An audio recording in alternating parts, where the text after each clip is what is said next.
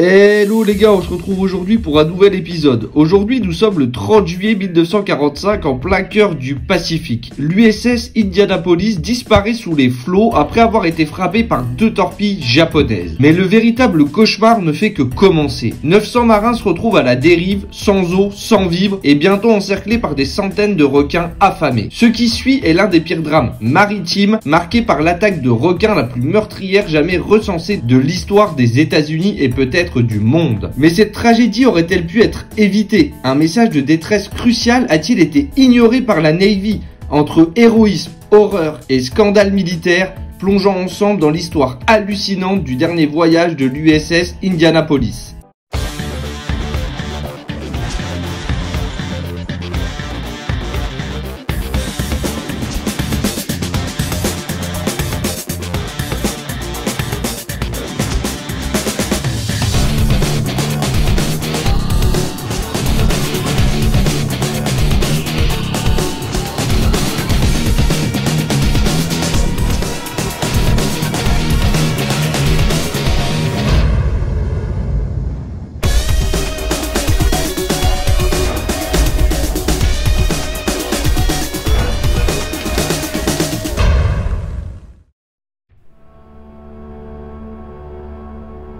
L'USS Indianapolis CA-35 était un croiseur lourd de la classe Portland, mis en service en 1932 par l'US Navy. Il mesurait environ 186 mètres de long, pesait plus de 9800 tonnes et pouvait atteindre une vitesse de 32 nœuds, soit environ 60 km/h. Armé de canons de 203 mm, il était conçu pour être rapide et puissant. L'USS Indianapolis a participé à plusieurs batailles importantes dans le Pacifique, notamment la bataille des îles Gilbert et Marshall, la campagne des îles Mariannes, les bombardements de l'île d'Iwo Jima et d'Okinawa. Mais pour comprendre l'ampleur de cette tragédie, il faut revenir quelques jours avant le naufrage, le 26 juillet 1945. L'USS Indianapolis a mené une mission ultra secrète en livrant des pièces détachées pour les bombes atomiques Little Boy et Fat Man destinées à Hiroshima et Nagasaki. Ces armes qui allaient marquer la fin de la Seconde Guerre mondiale ont été transportées à travers le Pacifique à bord de ce navire. La mission est accomplie. Le croiseur est alors en route vers une autre destination, ignorant que la mort rôde dans les eaux proches, prête à frapper. Le 30 juillet, tout bascule. Le croiseur se fait torpiller par le sous-marin japonais I-58, commandé par le capitaine Moshitsura Hashimoto. En seulement 12 minutes, l'USS Indianapolis disparaît sous les vagues, emportant avec lui près de 300 marins. Mais pour les survivants, le véritable cauchemar ne faisait que commencer. Privés de canaux de sauvetage et d'eau potable, ils dérivent dans l'immensité de l'océan Pacifique sans secours en vue. Les premières heures sont marquées par la stupeur, la déshydratation et l'épuisement. Bloqués sur des radeaux de fortune, la plupart des marins n'avaient aucun moyen de s'abriter du soleil de plomb. Certains marins ont perdu la raison, devenant fous sous l'effet de l'épuisement et de la soif. Mais c'est lorsque le soleil commence à brûler le ciel que la véritable horreur se dévoile. Les requins. C'est l'élément le plus tragique et le plus terrifiant de cette histoire. Ce sont les requins qui vont être attirés par les cadavres flottants et l'odeur du sang. Ces prédateurs ont commencé à encercler les survivants. Les requins océaniques à pointe blanche et les requins tigres en particulier ont été responsables de la majorité des attaques. Ces requins connus pour leur agressivité se sont attaqués sans pitié aux hommes. Au début, les requins se sont nourris des morts, mais au fur et à mesure que la faim se faisait sentir, ils ont commencé à attaquer les vivants. Les survivants ont été confrontés à une situation d'horreur indescriptible. Des cris à glacer le sang, des marins emportés sous la surface, leurs corps déchiquetés,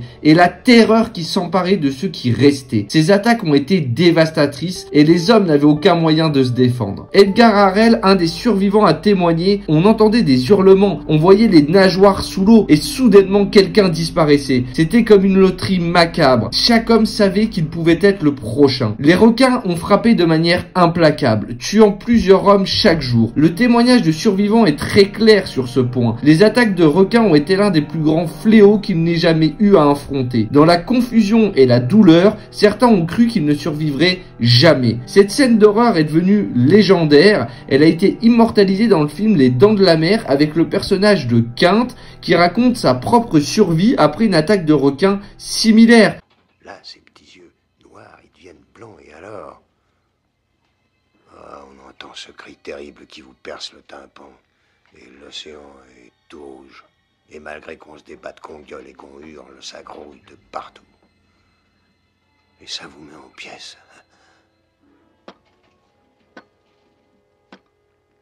À l'aube de ce premier jour, 100 hommes étaient morts. Il y avait combien de requins? Peut-être 1 millier d'hommes, je sais pas, mais il en partait 6 à l'heure en moyenne. Le matin du jeudi, je me retrouve tout près d'un vieux copain, il s'appelait Robinson, un type de Cleveland. Dans le civil, un sportif, maître d'équipage. J'ai cru qu'il faisait un somme. Alors je me suis dit, il faut que je le réveille. Il faisait des bonds dans l'eau comme un jouet de celluloïd. Debout.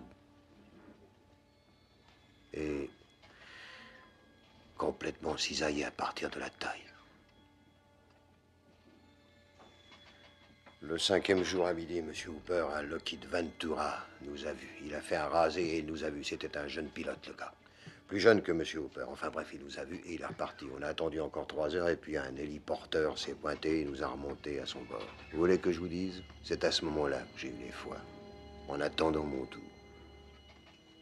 Mais ce qui se passait au large de l'USS Indianapolis était bien plus qu'une simple rencontre. C'était une frénésie alimentaire, un festin offert par la mer. Les marins déjà fragilisés par la soif et les blessures étaient à la merci de ces prédateurs. Les requins océaniques, redoutables prédateurs de l'eau libre, sont parfaitement adaptés à ce genre de situation. Grâce à leur incroyable sens de l'odorat, ils peuvent détecter le sang à des kilomètres à la ronde. Et lorsqu'ils ont repéré le flot de sang provenant des blessés et des morts, ils ont foncé sans hésitation. Pour ces marins sans défense, cela s'est transformé en une véritable épreuve inhumaine. 4 jours après le naufrage, un avion de reconnaissance repère enfin les survivants. Un hydravion PBY Catalina tente une mission risquée de sauvetage, amérissant contre toute procédure pour secourir les marins les plus faibles. Peu après, le USS Cecil G. Doyle arrive sur place. Sur 1196 hommes, seuls 317 sont sauvés. Un témoin déclare: ce que nous avons vu ce jour-là, c'était l'enfer.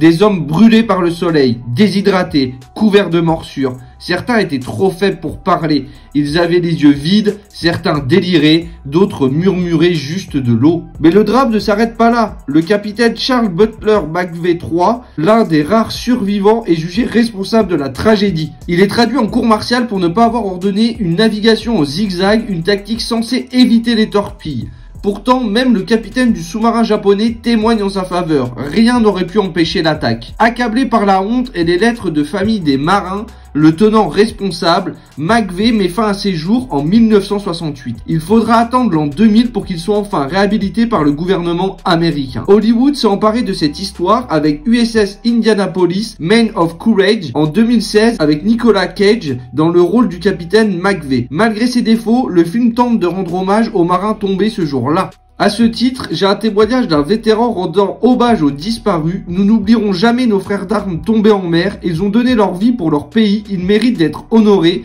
Chaque année, nous nous réunissons et nous nous souvenons pour que cette tragédie ne soit jamais oubliée. Cette catastrophe rappelle que malgré toute la technologie et la stratégie militaire, l'homme reste vulnérable face à la mer, aux créatures qu'elle abrite et aux imprévus du destin. L'histoire de l'USS Indianapolis est bien plus qu'un simple naufrage. C'est une leçon de survie. Un témoignage sur le sacrifice humain et les horribles conséquences d'une guerre qui ne connaît aucune pitié. La tragédie a laissé des cicatrices profondes, non seulement sur l'océan, mais aussi sur les âmes des hommes qui ont survécu. Leurs histoires sont un cri de résilience, une leçon de courage et de mémoire pour ceux qui aujourd'hui encore ne connaissent pas ces pages noires de l'histoire militaire. Merci d'avoir suivi cette histoire. Si vous avez aimé cette vidéo, n'hésitez pas à vous abonner, à partager et à activer la cloche pour ne rien manquer. À bientôt pour une nouvelle page d'histoire.